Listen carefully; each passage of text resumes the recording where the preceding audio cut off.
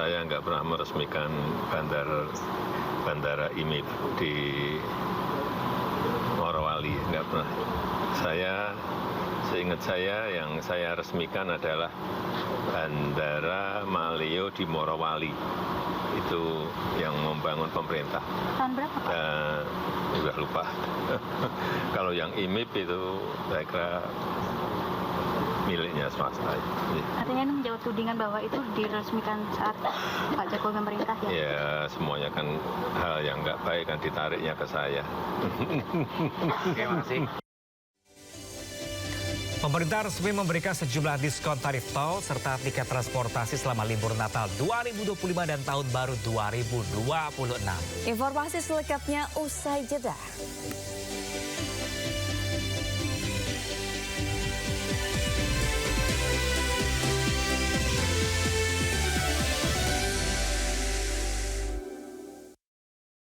Mampu untuk membayar itu, jadi bukan nggak dibayar tangnya, dibayar tapi dalam negara. Apakah ada anggaran yang diendapkan di Provinsi Jawa Barat yang harus menyatakannya adalah BPK? Bandara yang berada di kawasan PT IMIP Morowali, Sulawesi Tengah diketahui sudah melayani penerbangan internasional sejak 8 Agustus 2025. Beredar surat keputusan Menteri Perhubungan nomor 35 tahun 2025 bahwa kementerian menetapkan beberapa bandar udara khusus yang dapat melayani penerbangan langsung dari dan atau keluar negeri dalam keadaan tertentu dan bersifat sementara. Salah satunya adalah Bandara Udara Khusus IMIP.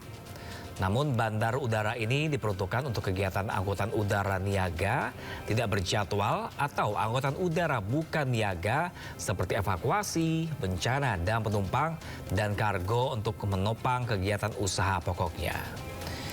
Tetap pihak bandara harus memenuhi ketentuan seperti koordinasi dengan instansi yang bertanggung jawab seperti kepabeanan, imigrasi dan kekarantinaan. Penetapan ini pun berlaku 1 tahun sejak tanggal ditetapkan. Sebelumnya, Bandara IMIP sempat heboh karena beroperasi tanpa adanya otoritas negara seperti Bea dan Cukai dan Imigrasi.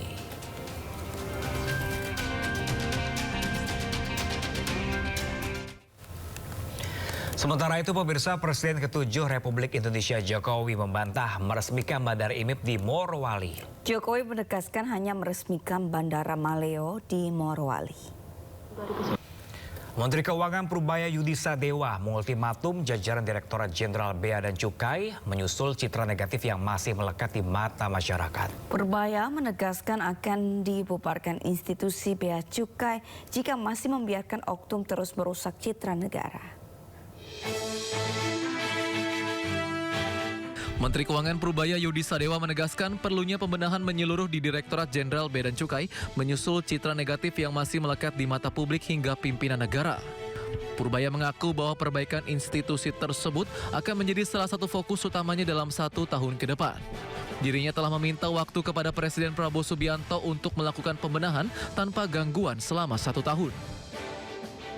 Sebab jika kinerja dan citra Bea Cukai tak diperbaiki, maka instansi Bea Cukai akan menghadapi hukuman yang sangat serius, termasuk kemungkinan pembekuan dan pengalihan tugas kepada perusahaan swasta asal Swiss, Société Générale de Surveillance atau SGS, seperti pernah terjadi pada era Presiden Soeharto di tahun 1985.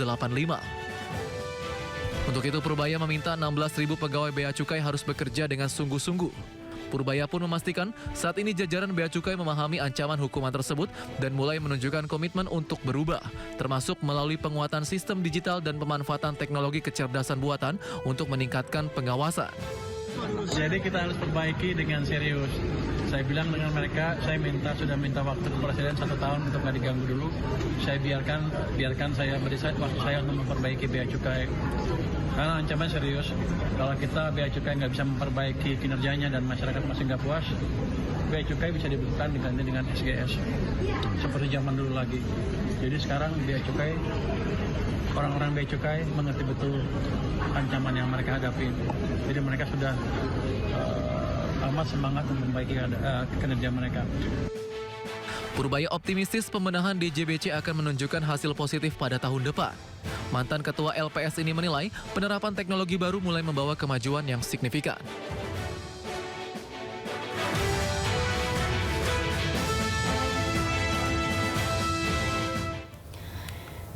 Mantan terdakwa kasus dugaan korupsi ex-direktur utama PT ASDP Ira Puspadewi akhirnya dibebaskan dari tahanan KPK. Ya, Ira dibebaskan usai diberikan rehabilitasi oleh Presiden Prabowo Subianto. Didampingi kedua ex-terdakwa lainnya, kuasa hukum dan keluarga, Ira berjalan keluar dari rutan KPK Jakarta. Ira tampak tak kuasa menahan rasa bahagia setelah akhirnya mendapat pembersihan nama dari Presiden Prabowo dari perkara korupsi kerjasama usaha dan akuisisi oleh PT ASDP tahun 2019-2022. Ira juga menyampaikan rasa terima kasihnya terhadap Presiden Prabowo dan jajaran Menteri Kabinet, DPR RI dan Mahkamah Agung atas pemberian rehabilitasi tersebut. Ira juga berharap ke depannya hukum bisa lebih adil lagi ditegakkan. Harapan kami ke depan, semoga tatanan hukum di negeri kita tercinta ini dapat memberikan perlindungan yang lebih baik bagi para profesional, anak bangsa yang sungguh-sungguh melakukan kerja besar untuk Indonesia yang kita punya, Indonesia yang kita cintai, untuk Indonesia yang lebih baik. Terima kasih semuanya, mohon doa, semoga kita semua bekerja sama sebagai anak bangsa yang memberikan yang terbaik untuk bangsa ini. Terima kasih.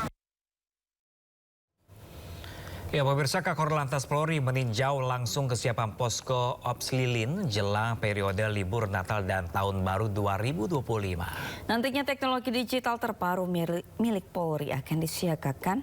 Salah satunya adalah ETLE, drone patrol presisi.